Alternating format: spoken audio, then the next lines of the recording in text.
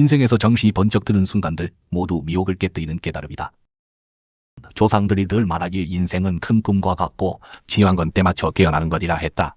인생이라는 수행은 결코 순탄한 길이 아니라 풍파 속에서 다듬어지고 부딪히며 깨닫고 인정사정 속에서 마음을 밝히는 것이다. 번데기에서 나비가 되려면 몸부림쳐야 하고 당근지한 강철은 고온을 견뎌야 하듯 사람도 몇 번의 특별한 순간을 거쳐야 비로소 삶의 본질과 인간성의 진면목을 제대로 보게 된다. 세상의 냉정함을 겪고 희로의 낙을 맛보면 알게 된다. 어떤 도리는 실전에서 부딪혀야 깨닫고 어떤 진실은 아픔을 겪은 후에야 보려 한다. 이 6순간의 깨달음이 바로 인생에서 가장 소중한 각성이다. 첫째, 불운하고 초라할 때 진짜 친구가 누군지 안다.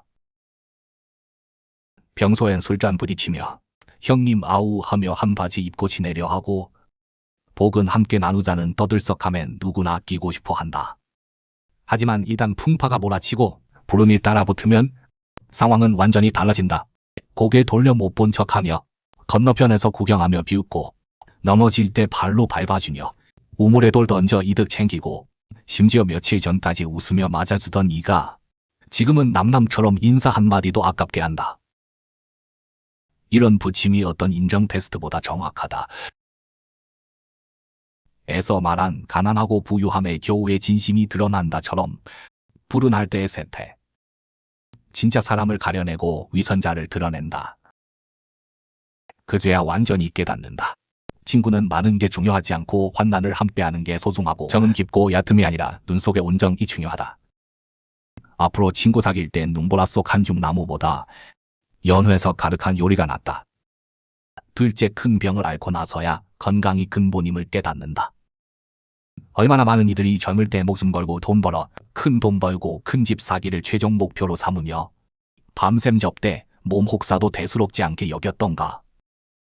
큰 병 한 번 앓아 병원에 누워 관 꽂고 천장만 바라보고 있을 때 예전에 쫓던 명예 탐하던 이익이 지금은 모두 몸 밖의 것임을 깨닫고 전에 다투던 것 겨뤘던 것들이 이제 보니 모두 자초한 번민이었다.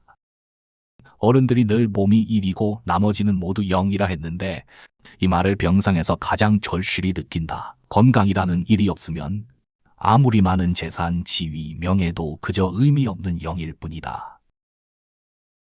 이 강조한 음양을 따르고 술수와 조화하듯 건강은 당연한 선물이 아니라 정성껏 보살펴야 할 근본이다. 긍병 한 번이 재생과 같아서 그제야 깨닫는다. 규칙적인 식사, 편안한 잠이 금은 보화보다 귀하고 몸과 마음 편하고 무병무제함이 인생 최고의 복이다. 셋째, 실세하여 물러날 때 권세가 모두 허상임을 꿰뚫는다. 재직할 때 얼마나 화려했나. 문전성시 차수마룡. 부하들 앞뒤로 모시며 꽃처럼 웃음 가득하고 길에서 만나면 누구나 인사하고 말 한마디 일처리 모든 게 원활하여 기침 한 번 해도 누군가 물을 건네준다. 하지만 일단 관직 벗고 권세 잃으면 순식간에 나무 쓰러지니 원숭이 흩어지고 예전의 다정함이 냉담으로 바뀌고 과거의 아첨이 소원함으로 변하며 집은 시계 소리까지 들릴 만큼 쓸쓸해지고 예습부와 만나도 고개만 끄덕일 뿐 예전의 극진함은 없다. 이런 뜨거움과 차가움의 반 차이가 가장 정신 차리게 한다. 예전에 남들이 존경한 건 당신이란 사람이 아니라 머리 위 관모였고 남들이 받던 건 당신 인품이 아니라 손안의 권력이었다. 에서 말한 저 사람은 부유하고 나는 어질며 저 사람은 자비 있고 나는 의로우니 군자는 흔들리지 않는다처럼 관직은 한때의 일이고 사람됨은 평생의 수행이다. 재직 시절 거드름 피우며 위세 부리던 걸 돌아보니 오히려 우스꽝스럽고 처량하다. 권세는 빌림 비치고 오직 품행만이 자신의 등불이다. 넷째, 은퇴하여 한가해진 후 명리가 한바탕 공허함을 담담히 본다. 직장 다닐 때 늘 자질구레한 일에 얽매여 직책평가 때 얼굴 붉히며 다투고 승진할 때 온갖 계략 부리며 성과급 적금 때문에 동료와 은근히 경쟁하고 매일 신경 곤두세워 남에게 뒤처질까 두려워하며 마연미 두 글자를 무엇보다 중하게 여겼다. 하지만 은퇴 종소리 울리자 문득 깨닫는다.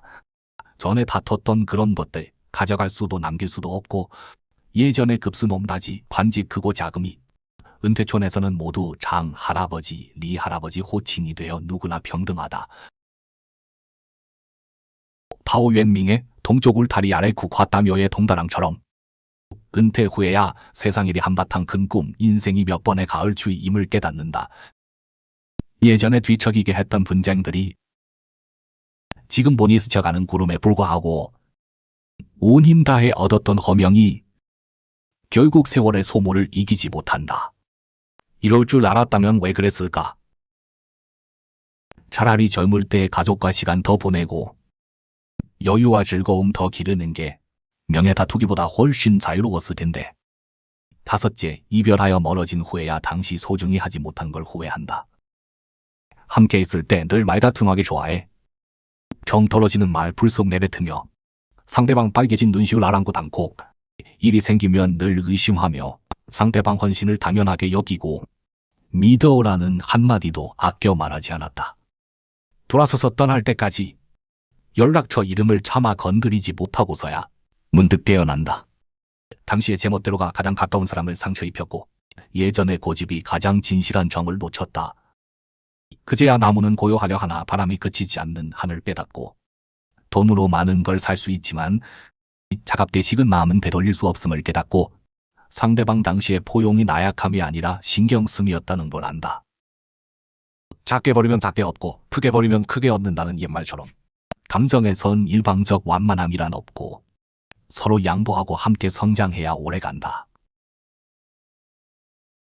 이별 후 후회하지 말고 어떤 사람은 한 번 놓치면 평생의 한이 된다. 여섯째, 임종을 앞두고 되돌아볼 때 모든 게 지나간 일임을 깨친다. 사람 평생은 늘 구하고 다투며 보낸다.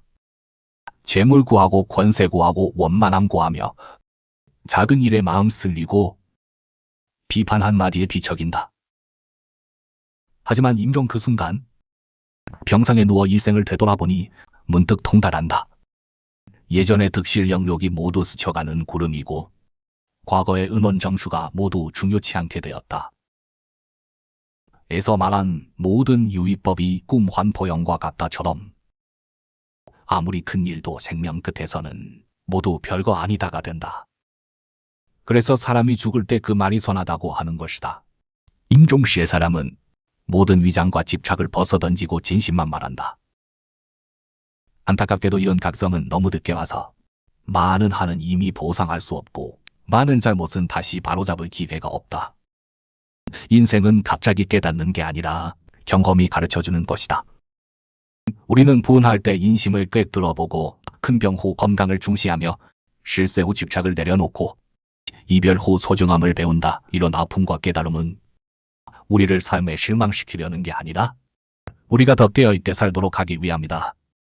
조상이 남긴 미리 준비하는 지혜와 현재를 사는 통달함도 전해주었다. 과거의 어리석음을 후회할 필요 없고 미래의 미지로 불안해할 필요도 없다. 눈앞의 건강, 진심인 친구, 따뜻한 감정을 소중히 여기고 매일매일을 충실히 살아가는 것이 인생에 대한 최고의 응답이다. 결국 인생에서 가장 소중한 각성은 뒤늦게 깨닫는 게 아니라 때맞춰 소중히 여기는 것이다.